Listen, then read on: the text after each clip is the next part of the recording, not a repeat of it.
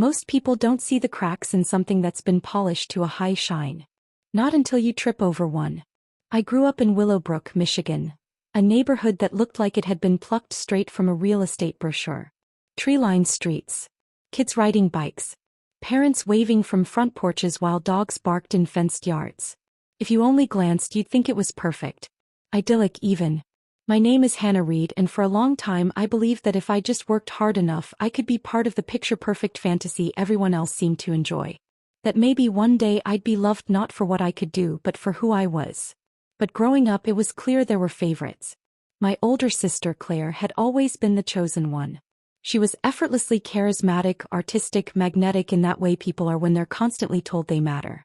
She played piano like she was born to, and my parents, Marissa and Glenn, hung on her every note. I still remember the night she won her first regional competition. We went out to dinner, they gave her a bracelet with her name engraved in cursive, and they spent the whole night bragging about her to the waiter. I had gotten straight A's that semester. They hadn't said a word. It wasn't that they were cruel. Not in the way people think of when they imagine neglect. My parents weren't abusive. They didn't yell or hit. In fact, most people thought they were kind, generous model citizens. They hosted food drives in the winter. My mom chaired the PTA for 4 years in a row.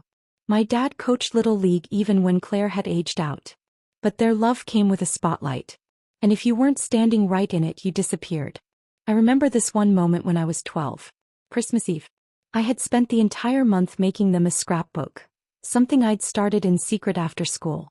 Each page had a drawing or memory. One page had the napkin from our first family camping trip. Another had a list of things I loved about them. I had even cut out pictures of them from old photo albums to make it feel real, personal. Claire gave them an ornament she picked up from a boutique downtown, something she probably grabbed last minute. When they opened her gift, my mom gasped like it was the Hope Diamond. "Oh Claire, this is so thoughtful." My dad nodded. "You always know exactly what to get." Then they got to mine. My mom flipped through a few pages, smiled tightly and said, "Oh, that's sweet, honey." My dad barely glanced at it before setting it aside. "Very creative," he said. Then they moved on. Like the effort didn't matter. Like I didn't matter. That night I lay awake, staring at the ceiling, and promised myself I'd try harder next year. That if I just did a little more, maybe they'd see me the way they saw Claire. But it never changed. Claire got a car for her 16th birthday. I got a lecture about saving money. When she forgot to pick me up from school one winter afternoon, left me standing in the snow until a teacher called home, my mom said, "She's busy, Hannah. Be understanding." If I had forgotten to set the table for dinner, they'd act like the house was on fire. By the time I reached high school, I had learned how to be invisible and invaluable at the same time. I was the one who cleaned up after dinner without being asked. The one who remembered birthdays, wrote thank you notes, got up early to shovel the driveway. I wasn't trying to win them over anymore. I was just trying to avoid the sting of being ignored. And yet, some part of me still hoped. Isn't that what kids do? Hope their parents will wake up one day and see them? I graduated near the top of my class, got into a good state school with a partial scholarship. No big party, no heartfelt letters. Just a firm handshake from my dad and a comment from my mom. "Maybe Claire can help you decorate your dorm. She has good taste." Years passed and the distance between us didn't look like estrangement. It looked like politeness. Phone calls every few weeks. Holiday visits that felt more like business transactions. Claire would fly in with her boyfriend, always dramatic and glowing, and I'd fade into the background like a coat rack. But I kept going. I graduated, landed a good job in environmental engineering. I even bought a condo by myself at 28. A little one-bedroom with peeling baseboards and a small balcony I filled with potted plants. No one came to see it. Not once. At work I started mentoring younger women. I volunteered with urban green projects. And little by little I started building a life that felt like mine. Not borrowed or conditional. But still there was a space in me that longed for something simple. Recognition. Softness. A "we're proud of you," that didn't feel like a footnote. And I think that's the tragedy of growing up in a house like mine. It doesn't break you all at once. It just teaches you how to live without being seen. But what I didn't know back then, what I couldn't yet imagine, was that eventually something would snap. A moment would come when the distance stopped feeling safe and started feeling like a cage. And when that moment did come, it would change everything. Everything. The change started quietly, almost imperceptibly, like the first signs of spring after a long, unrelenting winter. I'd finally settled into something resembling peace. A career I loved, a small circle of friends who felt like found family, and a tidy life in Portland that I had built piece by piece without applause or approval. Then I met Ethan. It wasn't some love at first sight cliché. We met at a volunteer cleanup project along the Willamette River. He was in worn boots, sunburnt shoulders, and had dirt under his fingernails. An environmental journalist writing a piece on local conservation efforts. He asked if I'd ever considered how much weight a single plastic bag could carry. I replied, only every day, and for the first time in a while someone laughed at my joke like it meant something. We talked for hours that day. Then weeks. Then years. Ethan had this quiet steadiness to him, like a river that could wear down a mountain with time and grace. He didn't push. He just saw me. Not the version I curated, not the one I perfected to make my parents notice. Me.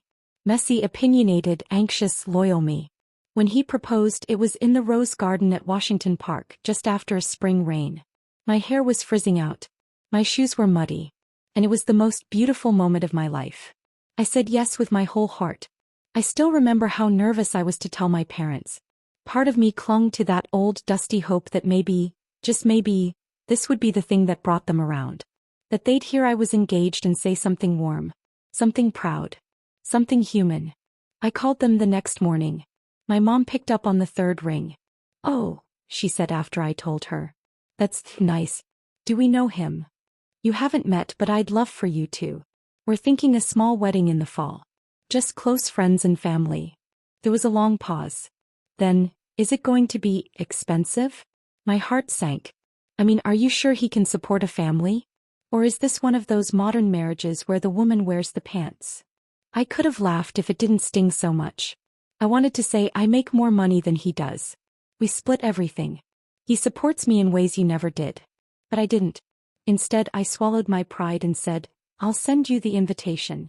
Over the next 6 months I tried, desperately, to pull them in. Monthly calls with updates. I emailed photos of the venue, pictures of the dress, our guest list. I even offered to cover their flights and hotel because travel is hard on them. Every time I called they were distant. Vague. We'll see. It's a lot to plan around. It's a long way to travel. So I believed. So I hoped. The day of the wedding was bathed in golden September light. My dress was simple, ivory with lace sleeves, and Ethan's tie was slightly crooked like always. We were married under a canopy of soft lights and rustling trees, surrounded by 50 of the best people we knew. But as I stood at the end of the aisle, bouquet in hand, scanning the rows, there were 2 empty seats in the front. Marissa and Glenn never came. I told myself maybe there'd been a delay. A missed flight. A flat tire. For hours I kept my phone within reach, glancing between dances and toasts. No call. No text. 2 days later, while unwrapping leftover cake and saving flower petals in a book, I got a text from my mother. Hope the wedding went well. We decided last minute to take a cruise. The deal was too good to pass up. I said, Mom. A cruise. They missed my wedding for a cruise. I stared at my phone for a long time. I don't remember how I ended up on the couch, but I know that Ethan sat next to me without a word. He didn't say, I told you so, or they'll regret it. He just pulled me in and let me be quiet, broken for a while. The next morning I called them. I wanted to hear it from their voices. Maybe they didn't understand what they'd done. Maybe there'd be remorse. They picked up. I heard music in the background. Laughter. Ice clinking in glasses. Oh, Hannah, my dad said, amused. You're not still upset, are you? It's not like it was a royal wedding. My mother chimed in, light-hearted. We figured you'd be too busy to notice. Besides, the cruise had unlimited mimosas. I hung up. No screaming. No drama. Just a click. I think that silence was louder than anything I could have said. And for the first time I wasn't just sad. I was done. Done chasing their approval. Done trying to convince them I was worth showing up for. That phone call, small, stupid, ridiculous, broke the last thread tethering me to that quiet, endless hope. What came next wasn't revenge. It was release. And I had no idea just how much lighter life could feel without them dragging behind me. People talk about motherhood like it's an arrival. A finish line you cross, handed a baby and a crown. But for me it was a door. And the moment I stepped through I couldn't go back. 3 years after the wedding, Sadie Rose was born on a windswept April morning, just as a storm broke. There was thunder outside the hospital room window and a nurse humming something old and comforting. I was exhausted, soaked in sweat, hollowed out and filled up at the same time. And when they placed her on my chest, something ancient stirred in me. Sadie blinked, tiny and furious and perfect, and I whispered, "You will never have to earn my love." Ethan cried quietly next to me, one hand gripping my shoulder. We were terrified, sleep-deprived, completely unprepared, but she was ours. Ours to raise. Ours to protect. Ours to love without condition. We didn't tell my parents. Not out of spite, but because, why would we? They hadn't called since the wedding. Not once. No apology. No explanation. Just absence, wide and echoing. There was a time I would have assumed they were waiting for me to reach out. But not anymore. That door had closed. We built our days around diapers, feedings, long stroller walks through the neighborhoods of Portland where cherry blossoms burst like confetti. My days blurred in rhythm, bottle, burp, sleep, repeat. But inside that repetition was something I had never known before. Calm. Ethan was a dream. Tired, yes. Clumsy at diaper changes, sure. But deeply present. He read to her every night, even when she was too small to understand. He hummed jazz while he cooked oatmeal. He let me sleep first, always. When I looked at him holding our daughter, I realized he was the kind of father I had longed for. And slowly I started to understand something else. Something harder. I didn't just mourn the loss of my parents. I mourned the idea of them. The version of Marissa and Glenn I had kept alive in my imagination for years. The ones who might show up, say sorry, tell me I mattered. That version never existed. And accepting that was like cleaning out a wound I hadn't realized was still infected. 3 months passed. And then one afternoon while Sadie was napping and Ethan was out grocery shopping, my phone buzzed. Voicemail. The number wasn't saved, but I recognized it instantly. My mother. I stared at the screen for a long time before hitting play. Hannah. Hi. I heard from Pam. You remember Pam from church? That you had a baby? A girl? We didn't know. But congratulations. Really. We'd love to meet her sometime. Call me back, okay? Her voice was trying to sound breezy, casual. But it was too careful. Strained, like someone trying to balance a teacup on a house of cards. I didn't call back.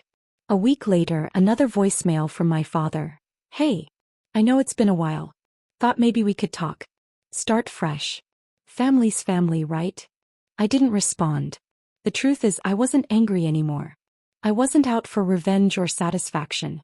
I just didn't feel anything when I heard their voices, except a dull ache that faded faster each time. They had made a choice. Repeatedly. They chose absence when I needed them most. And now they didn't get to swoop in just because there was a baby in the picture. But life has a cruel way of testing your resolve. 6 months later I got a call from Claire. We hadn't talked much in recent years, but her name lighting up my screen made my chest tighten. Hannah, she said softly, Dad had a stroke. I didn't know what to feel. She explained the details.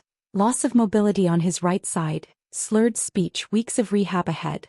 My mother was overwhelmed. They needed help.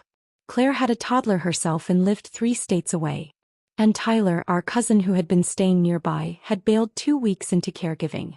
You're the responsible one, Claire said. I'm just passing along the message. That night, I sat in Sadie's room watching her sleep. Ethan found me there in the glow of the nightlight, my face unreadable. What are you thinking? He asked. I hesitated. Then, if I go, what will that teach her? He didn't need to ask who they were. Because this moment, wasn't about my parents anymore. It was about the story I was writing for my daughter. Was I going to teach her that forgiveness meant erasing harm? That responsibility outweighed dignity? That blood bound us more than behavior? The next morning my mother sent one last message. A long one. I know you're still upset about the wedding. But family forgives. That's what families do. We need you. Your father needs you. I hope you'll remember where you come from. I sat with it for a moment. Then I called. She answered instantly, her voice bright with relief. I knew you'd come around. But I cut her off.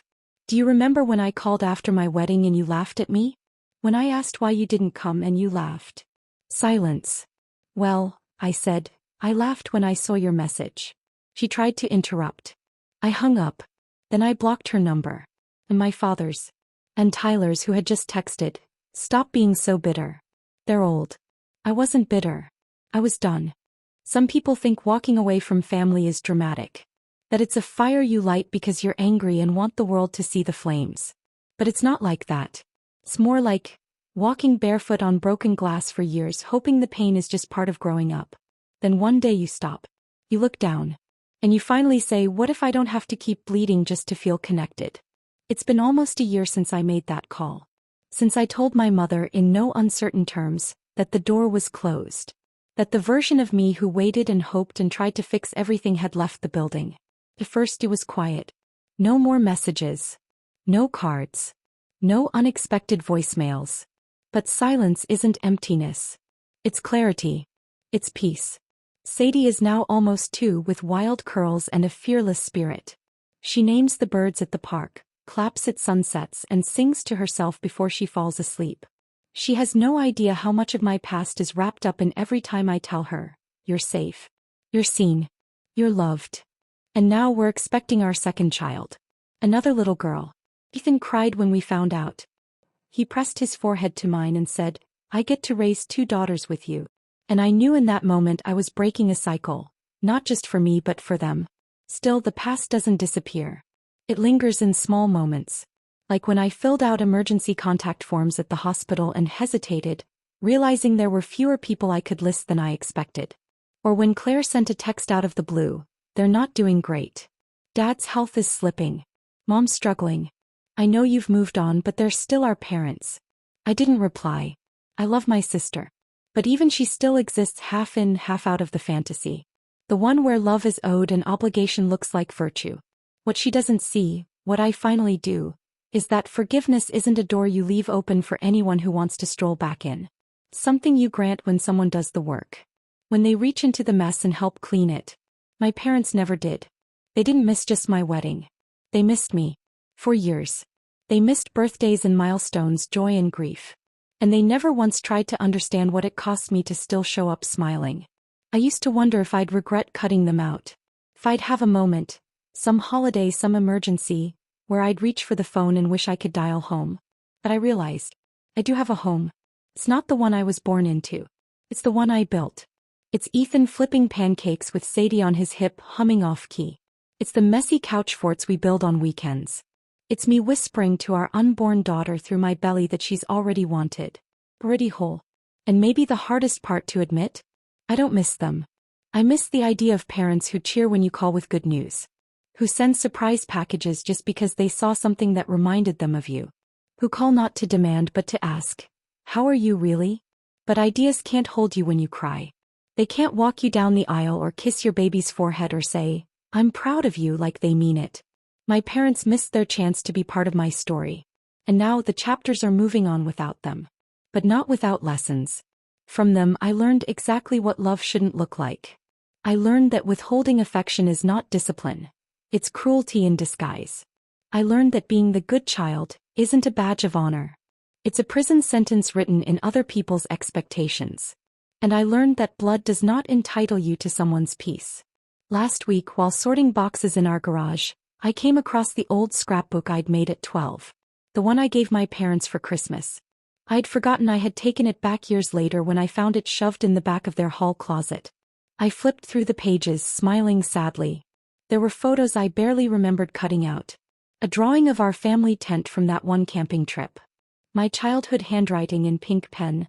I love you even when you forget to say it back. 12-year-old me was still trying to earn something. I gently tore out that page. Then I wrote something new on a blank sheet. To Sadie. To your sister.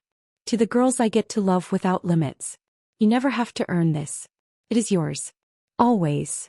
I tucked it into a new scrapbook.